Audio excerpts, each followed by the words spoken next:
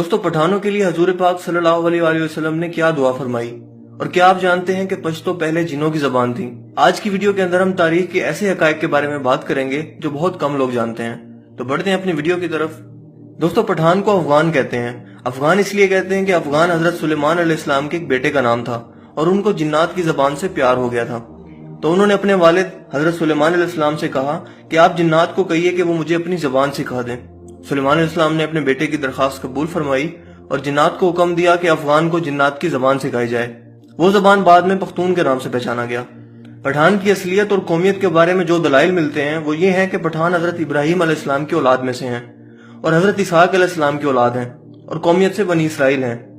انگریز مورخین لکھتے ہیں کہ پٹھان قوم ارجینیا کے ایک حصے میں رہتے تھے۔ ارجینیا کے لوگوں کا دعویٰ ہے کہ افغان یا پٹھان ارجینیا میں سے ہیں، کیونکہ البانیہ کے اوغان جو کہ بعد میں افغان بنا ارجینیا سے ہندوستان کی طرف چل پڑے۔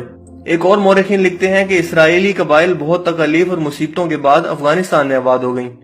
جب حضور اکرم صلی اللہ علیہ وسلم نے اسلام کی تبلیغ شروع کی اور لوگ جوک در جوک اسلام میں داخل ہونے لگے، تو اس وقت پٹھان قوم کا سردار جس کا نام قیس عبد الرشید تھا اپنے پورے خاندان کے ساتھ محمد صلی اللہ علیہ وسلم کی خدمت میں حاضر ہوا اور محمد صلی اللہ علیہ وآلہ وسلم کے ہاتھ پر بیعت کر کے مسلمان ہو گیا۔ اس لیے دنیا بھر میں جہاں بھی پختون ہوں گے وہ مسلمان ہوں گے، ان میں آپ کو کوئی اور مذہب دکھائی نہیں دے گا۔ لہٰذا پختون ہی وہ واحد قوم ہے جس میں اسلام کے بغیر کوئی مذہب نہیں ہے۔ اگر پختون سے پوچھا جائے کہ آپ پہلے مسلمان ہیں یا پختون، تو جواب ہوگا کہ میں 5000 سال سے پختون ہوں اور 1400 سال سے پہلا مسلمان ہوں۔ افغان قوم کو پٹھان کیوں کہا جاتا ہے؟ اس کے پیچھے کہانی یہ ہے کہ جب کافروں نے مکہ پر قبضہ حاصل کر لیا تو محمد صلی اللہ علیہ وسلم نے حضرت خالد بن ولید کو حکم دیا کہ جاؤ اپنے افغانی بھائیوں کو بلاؤ جہاد کے لیے۔ خالد بن ولید افغانستان چلے گئے اور افغان سردار قیس عبد الرشید کو حضور اکرم صلی اللہ علیہ وسلم کا پیغام ارسال کیا۔ قیس عبد الرشید کی قیادت میں لشکر مکہ مکرمہ کی طرف روانہ ہوا۔ شام کو صحابہ کرام نے حضور اکرم صلی اللہ علیہ وسلم کو خوشخبری سنائی کہ افغانی لشکر نے آتے ہی کافروں کا قتل عام شروع کر دیا ہے اور تمام کافروں کا خاتمہ ہو گیا ہے اور مکہ مکرمہ کو تمام افغانیوں نے فتح کر لیا ہے۔ تو اسی لمحے حضور پاک صلی اللہ علیہ وسلم کے زبان مبارک پر لفظ آئے بطان۔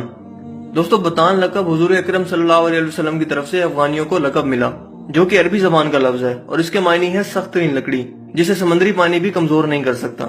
اسی طرح یہ لفظ جب برصغیر میں پہنچا تو بطان سے پٹھان ہو گیا۔